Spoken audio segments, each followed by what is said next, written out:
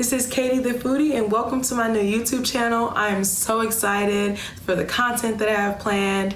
I have been wanting to start a YouTube channel for so long and I'm finally doing it. This is my first video and it's part of a series where I'll be cooking fall/winter meals that are great for this time of year. The first being chicken and dumplings, and I'm so excited for you guys to just keep watching.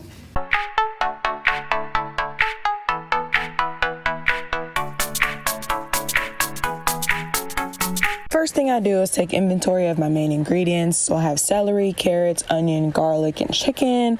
And my chicken or chicken thighs, I prefer dark meat, but you can use any part of the chicken that you would like. You also don't even have to use carrots and celery. I just like to use those just because I like to add some vegetables to every dish that I make.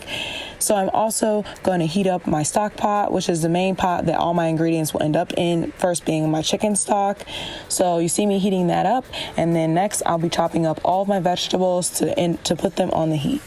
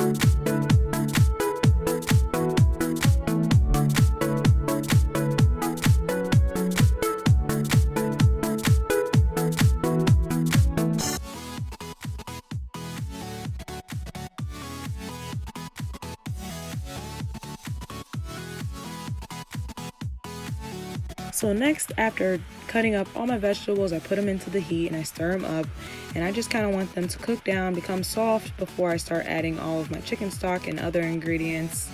Next, I got started with the dumplings. I pulled out my flour, butter, salt, baking powder, sugar, and milk. Because dough is like baking, it needs exact ratios, so I found a recipe on All Recipe, the website. My cookies influence from family, other recipes, and even other YouTubers, so if I ever share any of that info, I will give credit in the description box. So likewise, the recipe from All Recipe is in the description box below. So let's get started.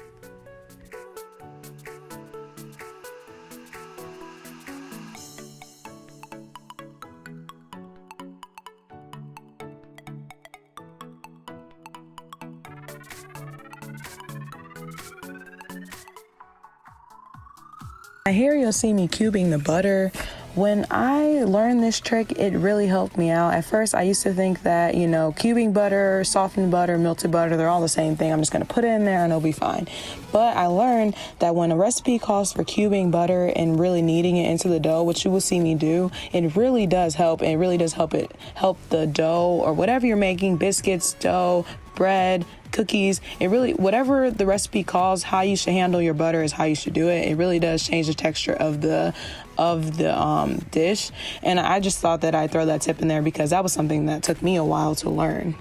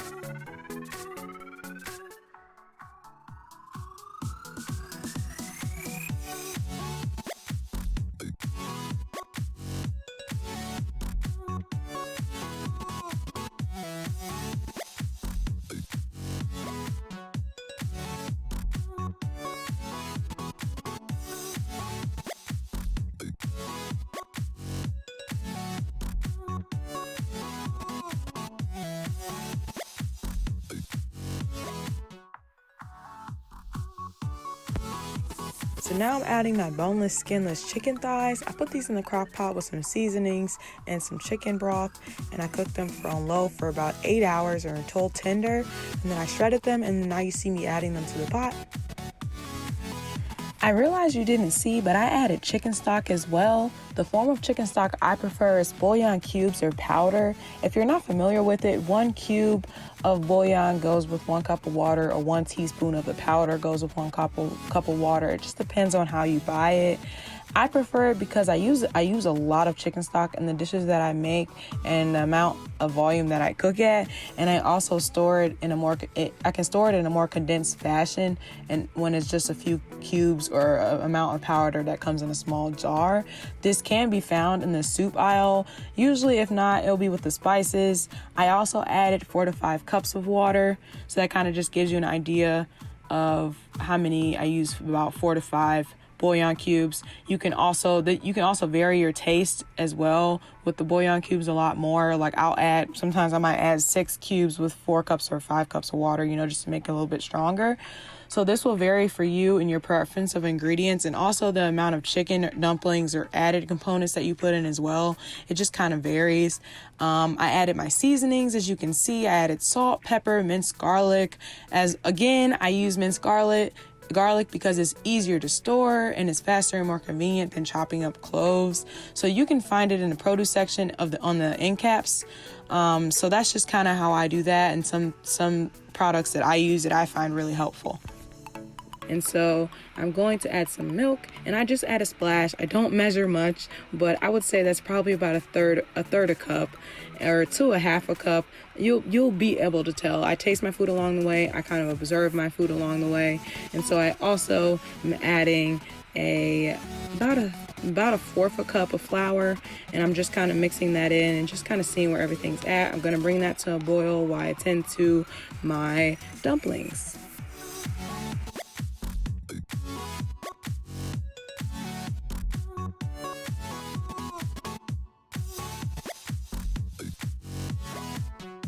So now you can see I noticed that I didn't add enough flour, so then I go to add more. My way of kind of adding more, which I actually learned from my mom, is you add some flour to a measuring cup and some warm water, and you just kind of whisk it together until there are no lumps, and then you pour that into your dish. That's kind of an easier way of adding more flour without having those clumps of flour just floating through your soup, and so that's what you see me doing there.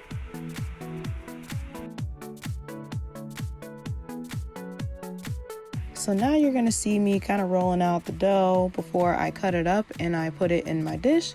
And so don't come for me. I know I'm using a canola spray bottle to roll this out. I do have a rolling pin by now. I was moving, and so I had this complication of not having half of the supplies I needed.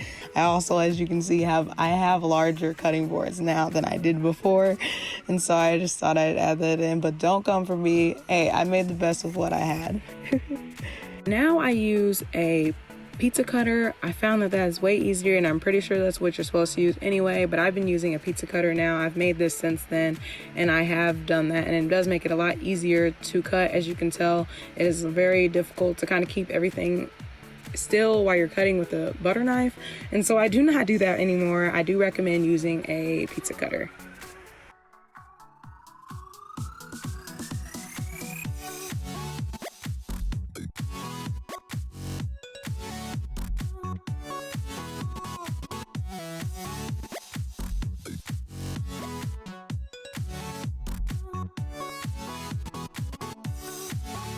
So now it's finally time to add the dumplings. I do add them in kind of a certain method.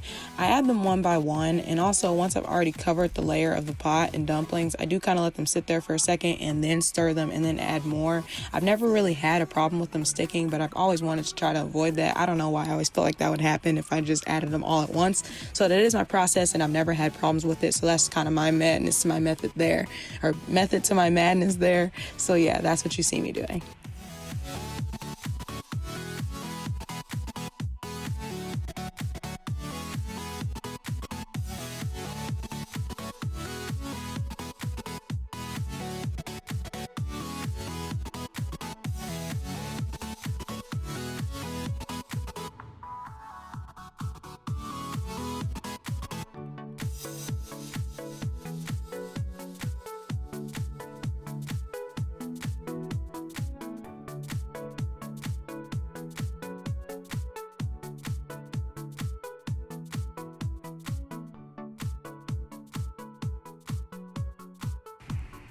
In the bottom left-hand corner is the final product. It was so good.